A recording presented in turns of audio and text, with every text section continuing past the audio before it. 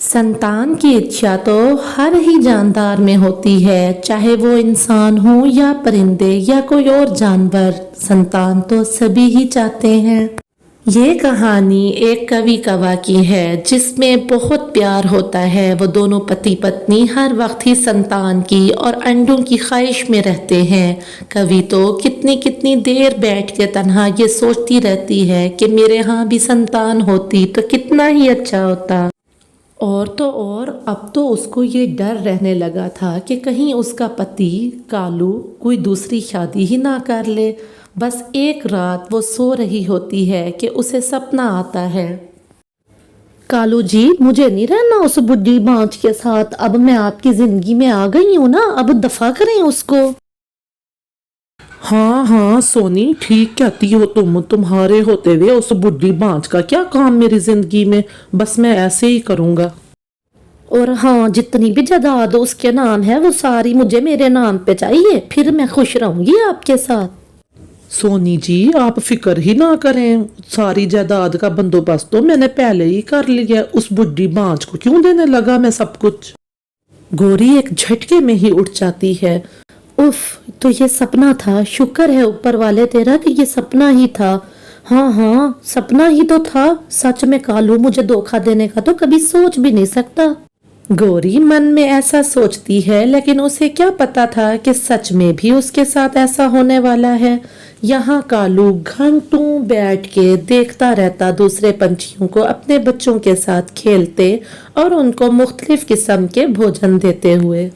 अब तो ये कालू का रोज का काम हो गया था। वो भोजन लेने के लिए जाता और वापसी पे नदी के किनारे बैठ के कबूतर को अपने बच्चों से और पारो चिड़िया को अपने बच्चों से, जबकि मिट्ठू तोते को और बाकी सब पक्षियों को अपने बच्चों से खुश होते और उन्हें भोजन देते देखता। नदी के किनारे बैठा मायूस कालू एक एक पक्षी को अपने बच्चों के साथ रंगलीलियां करता देखता और दिल मन ही मन में ये सोचता कि उसकी भी संतान होती तो आज वो भी अपने संतान के साथ खुशियां मनाता। जैसे ही शाम ढलती है तो कालू उड़ता हुआ अपने घर की तरफ जाने लगता है। वो तो गोरी के लिए कोई किस्म का भोजन भी ना लेके जाता था। शुरू में तो उसको गोरी से बहुत प्यार था और उसकी तो मोहब्बत की शादी थी, लेकिन अब तो उसका दिल ही ना लगता था गोरी में। कालू जी, आप आज भी मेरे लिए भोजन नहीं लेके आए? मैं तो पूरा दिन आपका इंतजार करती रहती हूँ। मैं नहीं लेके आऊंगा तुम्हारा भोजन। तुम अपना भोजन खुद ही लेके आया करो। घर में बैठे बैठे रोटियां तोड़ती रहती हो। जा नहीं सकती अपना भोजन लाने के लिए? कालू जी, ये आप कैसी बातें कर रहे हैं? सिर्फ आप थोड़ी ना कि मेरे लिए भोजन लेके आएंगे। हर पति ही अपनी पत्नी के लिए भोजन लेके आता है। मैं जानती हूँ अब आप पहले से कालू नहीं रहे। पता नहीं आपको क्या हुआ है। अभी वो यही बातें ही कर रहे थे कि कालू की बुआ आ जाती है और आके दरवाजे पे दस्तक देती है। कालू, अरे ओ कालू, हो घर में? ये दरवाजा खोलो, देख तो तेरी बुआ आई है, दरवाजा खोल। कालू जल्दी से दरवाजा खोलता है और बुआ अंदर आ जाती। अरे बुआ जी, आज तो आपने दिल खुश कर दिया। बड़े दिनों बाद आप आई हैं। खैर तो है ना? सब ठीक तो है बुआ जी? मैं तो तुझे ये कहने आई हूँ कि मेरे पड़ोस में एक कवि रहती है, उसको शादी की जरूरत है। तो तेरे यहाँ भी कोई संतान नहीं है, तो उससे शादी कर ले। अरे बुआ जी, ये आप कैसी बातें कर रही हैं? आप एक औरत होके औरत पर किस तरह से ये जुल्म कर सकती हैं? आप मेरे ऊपर सौतन लाने की बात कैसे कर सकती हैं? 1 साल से इंतजार किया है, तू हमारे परिवार को ना आगे बढ़ा सकी। अब शादी तो कालू को करनी ही होगी हर सूरत।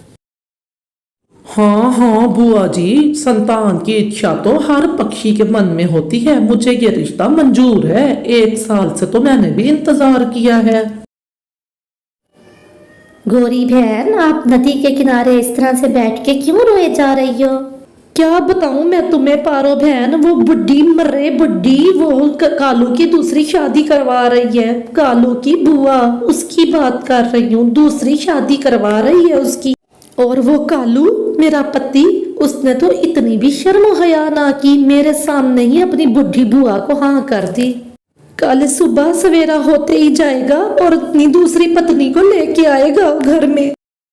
अरे संतान का होना या ना होना हम पक्षियों के हाथ में थोड़ी ना होता है। ये तो ऊपर वाले की मर्जी से ही होता है किसको कितनी संतान दे और किसको दे ही ना। चलो अब आप रोना बस करो, ये रोना तो अब पूरी जिंदगी का है। मैं जानती हूँ आपने सुबह से ही कुछ नहीं खाया, ये थोड़ा अनाज है जो आप खा लो। कालू जी, क्या आप वो दिन भूल गए जब हमारा विवाह हुआ था और आपने कितने वादे किए थे मुझसे?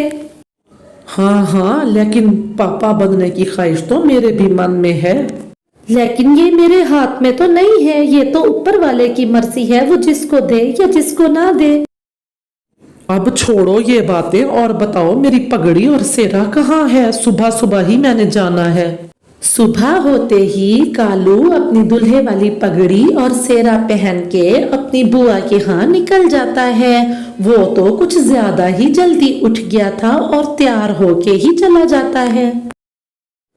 अरे कालू, कुछ सब्र नहीं कर सकता था? तू तो सुबह सुबह होते ही आ गया, इतनी भी क्या जल्दी थी तुझे आने में? वो बुआ जी, मैंने कहा मुझे आने में देर ना हो जाए, इसलिए सारी तैयारी तो मैंने रात को ही कर ली थी। चल अच्छा ठीक है, सोनी को भी मैंने बता दिया था। चल वहां चलते हैं, वो भी तैयार होके ही बैठी होगी। चल चलते हैं उधर। हाँ हाँ बुआ जी चलो, मुझसे भी इंतजार नहीं हो रहा। पता नहीं कैसी होगी मेरी दुल्हन। फिर वो दोनों उड़ते हुए सोनी के यहाँ जाने लगते हैं। कालू ज्यादा ही तेज उड़ रहा था, उसको तो कुछ ज्यादा ही खुशी थी। अरे ओ कालू, अरे कल मोहे, मैं इतना तेज नहीं उड़ सकती, रुक तो जरा आहिस्ता उड़। अच्छा तो आप हो कालू जी? कालू जी, मुझे मकाई के दाने बहुत पसंद हैं और मिठाई की तो मैं दीवानी हूँ, दीवानी। मैं मिठाई भी खाती हूँ। सोनी जी, आप तो अपने नाम से भी ज्यादा सुंदर हो। आप फिक्र ना करो, मैं आपके लिए तरह तरह के भोजन लेके आया करूंगा। और हाँ, मैं ज्यादा सुनने सुनाने की कायल नहीं हूँ। आप अपनी पत्नी को समझा के रखना। गुस्से में तो मैं फिर बड़ी तेज हूँ, फिर ऐसा ना हो कि वो अपनी जान ही गंवा बैठे मेरे हाथों। सुन रहे कालू, अगर आराम से रहे तो रखना, वरना दो लगा के भगा देना उस बुढ़ी बांझ को। बुआ जी और सोनी जी, आप चिंता ना करो। अगर वो सही तरह से रही तो ठीक है, वरना दो चार लगा के भगा दूंगा उसको घर से। इधर गौरी नदी के किनारे बैठी होती है कि वहां पे मिट्ठू और पारो चिड़िया उड़ते हुए उसके पास आते हैं। गौरी, मिट्ठू बता रहा था कि कालू भैया सुबह ही सुबह दूल्हा बने कहीं उड़े जा रहे थे, क्या ये सच है? मैं तो यकीन ही नहीं कर सकती थी। हाँ हाँ पारो और मिट्ठू, ये बिल्कुल सच है। रो रो के मेरी तो हालत ही खराब हो गई है। मुझे सुबह से उल्टी हो रही है और चक्कर भी बहुत आ रहे हैं। अगर ऐसी बात है तो आपको बहुत बहुत बधाई हो, क्योंकि आप गर्भवती हो। जब पहली बार मैं भी गर्भवती हुई थी तो मेरे साथ भी ऐसा ही हुआ था।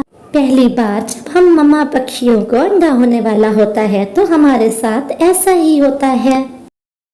क्या पारो बहन, आप सच कह रही हैं? इस कहानी का पार्ट 2 देखने के लिए चैनल को सब्सक्राइब करें और वीडियो को लाइक करना मत भूलिए।